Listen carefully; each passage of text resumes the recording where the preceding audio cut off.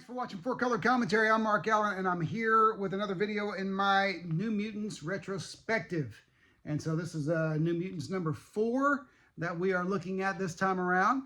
And this is an interesting, this is a really cool throwback to, I'm going to call it classic Marvel, okay? I think really more and more, I'm including the 80s as a part of classic Marvel. Maybe not as classic as the 60s and 70s, but certainly classic, because what you have right here, there's not a supervillain in sight. This is a human interest story about, among other things, about abuse. And it's engaging, and it's exciting, and it's not preachy, and it's just really cool.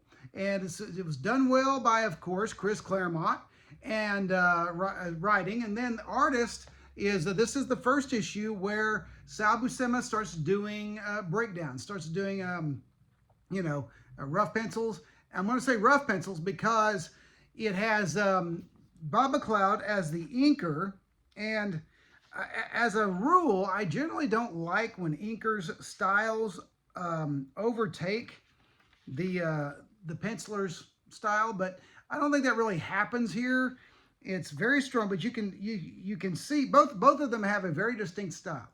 Buscema does, Sal Buscema does, and Bob McLeod does. Now the faces are where you really see McLeod's art, or his inking, I should say. He really makes the faces, the characters his own in the faces. But as far as like some of the images and the poses and the action sequences, you can tell that Buscema is laying down those pencils. Let me find a good example of that. Here's a good one as they rush off to, rush off to action there. That's a Buscema panel. You can tell those are Buscema images. You can tell they are, they just have that manic action quality. Here's another one. This one right here. That's a definite Buscema panel. And so Sal is there. He is doing his thing. And he and McLeod, like I say, as a rule, I don't like inkers to overtake their style, to overtake the penciler style. But I think they're just really melding and meshing really well here. And I could have taken this in this book for dozens and dozens of issues.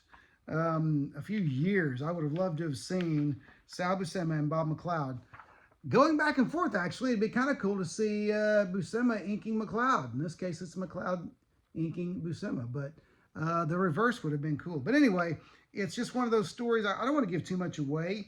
I know I do that a lot, but I don't want to give too much away. But it's a very cool kind of a stalking issue. It deals with stalking and deals with abuse. But no supervillains in sight, and yet very exciting, very entertaining, okay? And so that is New Mutants number 4, with the promise in the next issue, the Viper and the Silver Samurai. So there'll be some supervillains, and how, okay?